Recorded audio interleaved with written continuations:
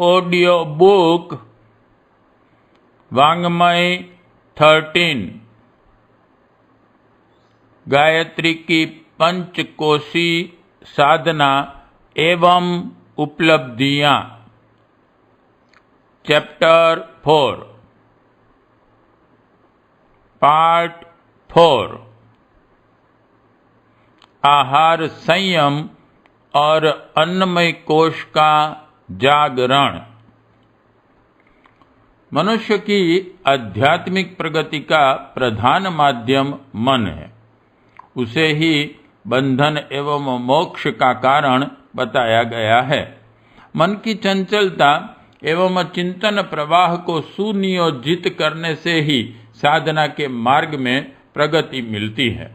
मन का स्तर योगी के आहार पर निर्भर है। यह जितना सात्विक होगा, मन उसी अनुपात से निर्मल बनता चला जाएगा। अन्नमय कोश की साधना के लिए अन्न की महिमा को प्रधानता देते हुए ही साधना क्रम बिठाया जाता है। आहार शास्त्री बताते हैं कि 80% रोगों का कारण आहार व्यतिक्रम है। भूख से आरंभ होने वाली प्रक्रिया आहार ग्रहण करने तथा उसे आत्मसात कर उसका निष्कासन होने तक व्यक्ति को प्रभावित करती है। आधुनिक समाज में कैंसर, आर्थराइटिस, दमा, हृदयाघात जैसे असाध्य रोगों का सुनिश्चित संबंध आहार से जोड़ा जाने लगा है। कुछ विशेषज्ञ तो यहाँ तक भी कहते हैं कि पाचन संबंधी अनेक सामान्य असंतुलन इन भयंकर रोगों के पूर्व संकेत हैं। राष्ट्र संघ की पोषण एवं मानव की आवश्यकता पर प्रकाशित एक रिपोर्ट में कहा गया है कि इस शताब्दी के प्रारंभ से ही संक्रामक रोग बढ़ते चले आ रहे हैं। इसका कारण आहार में विद्यमान संघटकों में परिवर्तन है। कार्बोहाइड्रेट, फल, साग, सब्जी तथा अन्न के स्थान पर अब वसा, शर्करा, स्टार्च ने जगह ले ली है। कैलोरी संबंधी आवश्यकता पूरी करने वाली सारी सामग्री का 60% इन्हीं पदार्थों से बना होता है। शरीर की जीवनी शक्ति को बढ़ाने के बजाय ये सभी तथा कथित पोषक पदार्थ मनुष्य को पाचन संबंधी रोगों तथा संक्रामक रोगों के जंजाल में डाल देते हैं।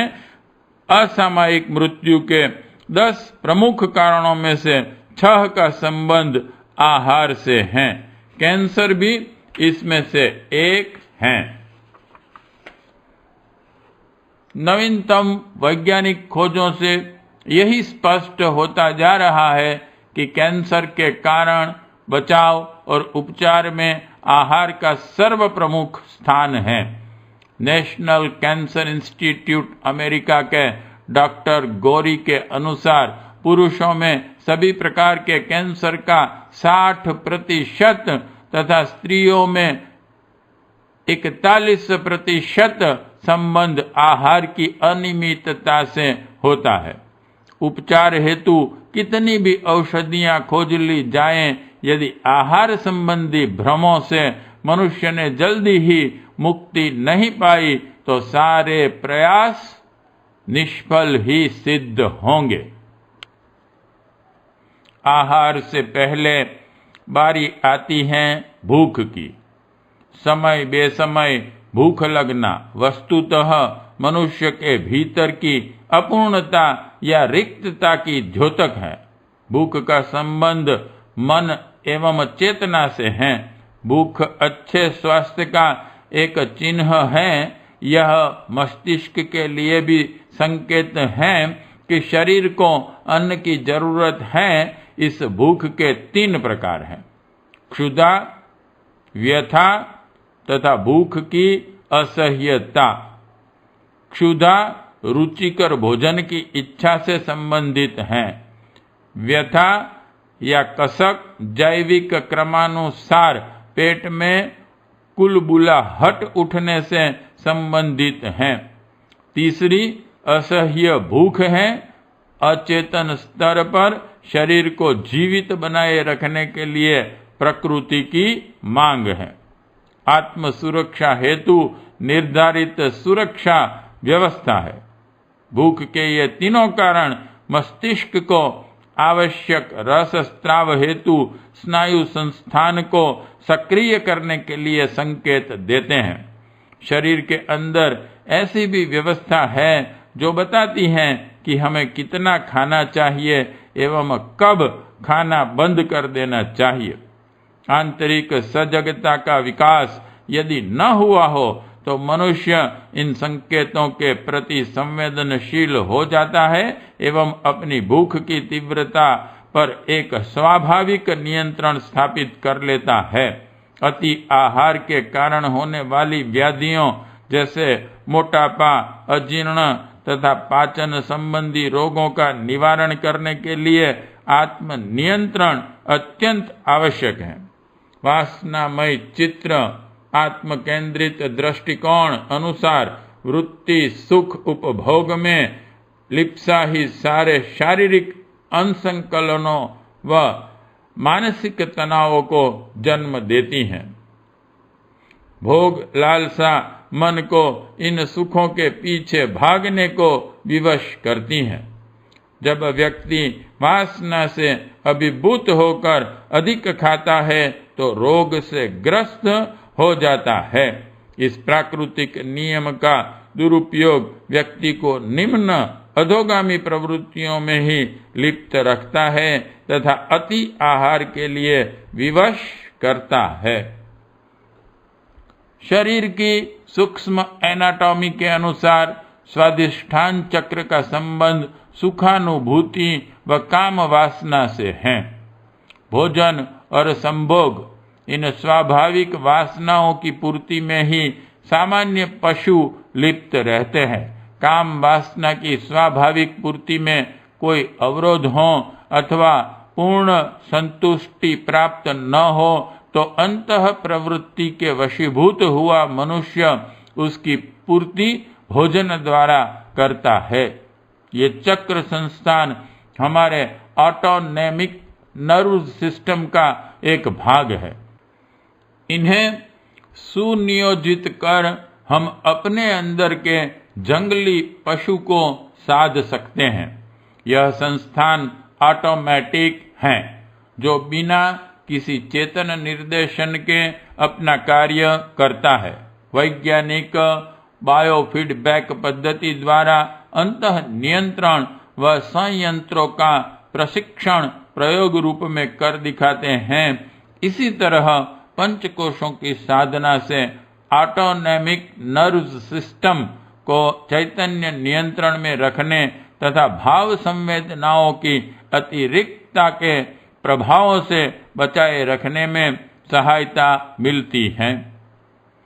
भूख के बाद बारी आती है आहार की। आहार की शुद्धता क्यों आवश्यक है, इस संबंध में शास्त्रकार निर्देश देते हैं। जो अन्न खाया जाता है वह 3 भागों में विभक्त हो जाता है। स्थूल अंश मल, मध्य अंश रस, रक्त, मांस तथा सूक्ष्म अंश मन बन जाता है। छांदोग्य और देवी भागवत में कहा है, हे राजन, आहार शुद्धि होने पर चित्त की शुद्धि होती है। इस निर्मल चित्त से ही धर्म का प्रकाश होता है। आहार स्वाद के लिए नहीं, औषधि रूप में लिया जाना चाहिए। उसकी अंतः शक्ति को ध्यान में रखा जाए। यह जीवन है, जीवन का आधार है। यह समझते हुए उसकी स्वादिष्टता को नहीं, सात्विकता को ही महत्व दिया जाना चाहिए।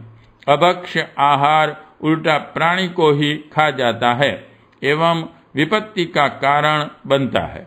उपनिषदकार इस वैज्ञानिक तथ्य को इस तरह व्यक्त करता है। तैत्तिरीय में कहा है, प्राणियों में अन्न की ही श्रेष्ठता है, इसलिए उसे सर्वोत्तम औषधि कहते हैं। अन्न से जीव जन्मते और बढ़ते हैं। जीवधारी अन्न को खाते हैं, पर वह अन्न जीवों को भी खा जाता है। यह स्थिति तब आती है जब मनुष्य अभक्ष्य एवं अति पर उतर आता है। प्रसिद्ध अमेरिकन सिने तारिका ग्लोरिया लिखती हैं कि मुझे गर्भाशय का कैंसर बता दिया गया था। चिकित्सकों के अनुसार मेरी आयु मात्र 1 वर्ष थी। यदि मैं शीघ्र ऑपरेशन द्वारा यूरेटस को न निकलवाती। ग्लोरिया ने इस सर्जरी को अनावश्यक मान आहार विशेषज्ञ से राय लेकर अपने जीवन में आमूल परिवर्तन किया।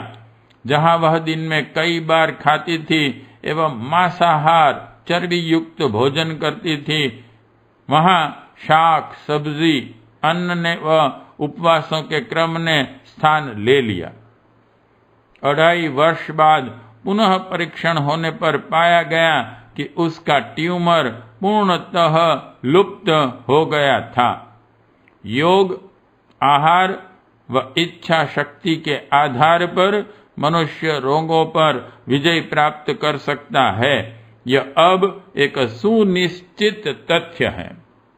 पशुपत ब्रह्मोपनिषद में कहा है, अभक्ष्य आहार त्याग देने से अंतःकरण पवित्र होता है, चित्त की शुद्धि स्वयमेव होने लगती है। इस चित्त शुद्धि के आधार पर सद्ज्ञान का उदय होता है और अवरोधों की ग्रंथियां खुल जाती हैं। अन्नमय कोश की साधना में साधक को इन्हीं बातों का ध्यान रखना होता है। समग्र स्वास्थ्य का आधार सात्विक आहार है। इसी मूल दर्शन को योग विज्ञान में केंद्र बिंदु माना गया है। साधक का आहार अनेक स्वादों का नहीं होना चाहिए। एक ही पदार्थ व एक ही स्वाद उत्तम है। गांधी जी ने सप्त महाव्रत लेखमाला में प्रथम व्रत अस्वाद को माना है। उनके अनुसार यदि स्वादेंद्रिय की प्रबलता पर अंकुश लगाया जा सके तो कामेंद्रियों पर सहज ही नियंत्रण किया जा सकता है। वस्तुतः पतन का आरंभ जिह्वा से असंयम से ही आरंभ होता है। जो व्यक्ति अपनी रसना को वश में कर लेता है, उसका चिंतन कभी कामुकता में लीन नहीं हो सकता। किसी भी साधक आत्मिक प्रगति के विद्यार्थी के लिए इसलिए इन प्राथमिक अभ्यासों को साधना में आवश्यक बताया गया है। प्राचीन काल में योगाभ्यासी ऋषियों का भोजन परम सात्विक होता था। महर्षि कणाद अन्न के दाने बीनकर गुजारा करते थे। पिपलाद का आहार था पीपल वृक्ष के फल।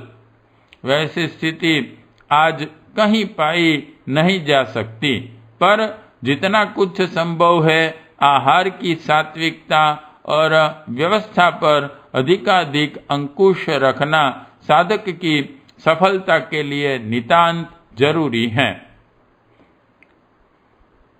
अन्न के विषय में कहा गया है कि यह एक स्तर पर औषधि है, दूसरे पर तृप्ति और तीसरे पर विष।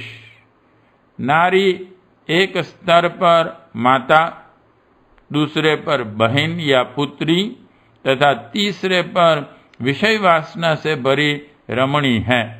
एक ही वस्तु के 3 स्वरूप हैं।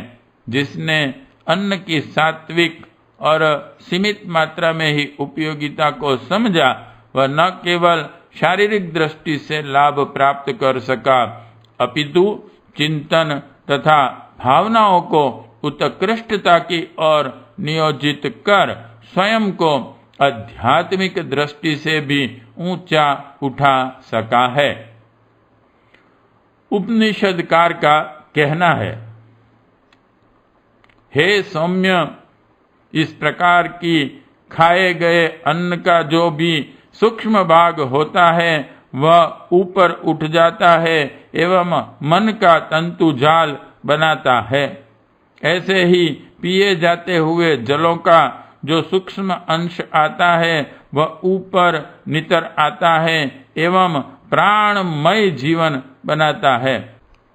ऐसे ही खाए हुए तेज का जो सूक्ष्म अंश होता है वह ऊपर नितर आता है एवं वाणी बन जाता है। ऋषि गणों की इतनी सूक्ष्म दृष्टि थी कि उन्होंने साधना के स्वरूप को बोधगम्य बनाने के लिए आहार के सभी आयामों को शरीर मन की संरचना के साथ संबंधित कर प्रस्तुत किया।